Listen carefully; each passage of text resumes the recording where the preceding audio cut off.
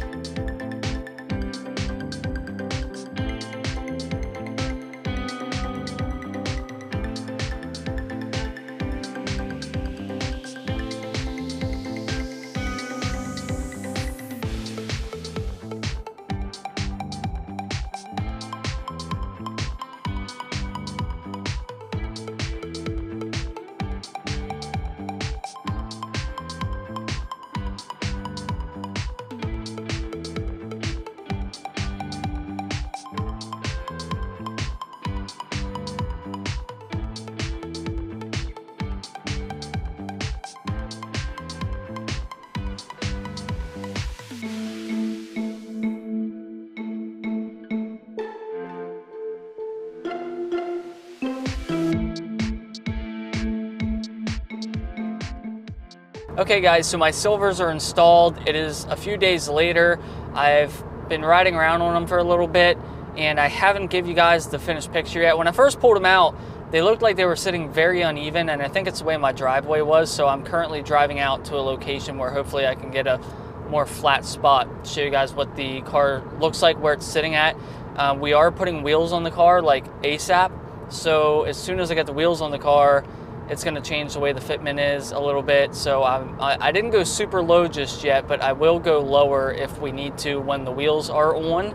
I gotta say, this already feels light years better than the stock suspension because it is smoother. The car sits lower, yet it's a smoother ride, and it still handles the same. When I go through corners and when I take the car through like sharp curves, it feels and handles about the same as before, except it's softer. Now I have these set on the default setting. They could be set softer or stiffer. I think there's 24 clicks on these, and I am somewhere in the middle. I set them all the way to soft already, and they are very soft. They almost ride like a completely different car. And then when you set them to full stiff, it's going to be a bumpier ride, but you're going to have better stability and cornering and stuff like that. They're going to be nice and stiff for you. But they're a lot more harsh going over bumps. And that's one thing I liked about these for the longest time, is that the adjustments, you can really feel it. Some of the other coilovers, so I had Rev 9 coilovers a long time ago, and I would adjust those. It made no difference. No matter what I did, it was the exact same. Overall, I'm pretty happy with this install, and I think the car looks 10 times better just sitting that little bit extra lower than what it was. So now it's just kind of fine tuning, get the wheels on, determine where I want it to sit, and then just try and dial it in from there. But I'm excited to show you guys what this thing looks like right now with the stock wheels, because I think it looks better than it did before. All right, guys, this is the finished product. I think it looks great. Well, technically not the finished product because we're going to put wheels on it. But you can see where it's sitting now. That is a lot better than what it was sitting at before. We went relatively low. I don't know exactly how low we went, but I did try and go even all the way around, and we got pretty even. If anything, the back might be sitting just a tad bit higher, so I can adjust that down a little bit if need be, but it could also be my mind playing tricks on me because the back of the car kind of curves up a little bit from the front, so it might just be an optical illusion, but I think they look pretty good. I'll have to take measurements and see if I can't get them to sit a little more even. I think these look fantastic. For still being on the stock wheels, I think this looks really nice. I will say I definitely had a lot more room to go down. I mean, a lot. And I just didn't want to do that because, well, you see how high I still sit off the ground. I'm not that kind of guy. I mean, it looks great. I love when you slam your car to the ground. It looks awesome, but I don't want to drive a car that's slammed to the ground. So, and I don't really care for airbags that much, so this is just my solution. I'm just not going to lower it too much. But I wanted to get rid of the wheel gap because you guys know how bad that wheel gap is from factory, and I think this did a really good job at reducing that. So again, you see we still have a little bit of wheel gap there. Now I will drop this just a little bit more. It's not quite as low as I want. Maybe another like inch, maybe one more inch I think we can pull out of this. And once I get the new wheels on, I think the stock wheels are 8.5 inches wide, so they're going to be about an inch wider. And I think they're going to sit just about flush with the fenders. So I didn't want to go super low and then end up rubbing, but I don't think we will with these new wheels. So I think we'll be okay. Once I get the wheels on, I'll drop it down just a little bit more, but I just want to give you guys this first look before we change it up anymore, so you can see what to expect. Again, you could definitely go a lot lower than this if you want to, but there you have it. But anyways, guys, that's going to be it for today's video. I appreciate you checking it out. I'll leave a link in the description to get yourself a set of Silver's Neomax coilovers if you're interested. Thanks for checking out today's video. I'll see you guys in the next one.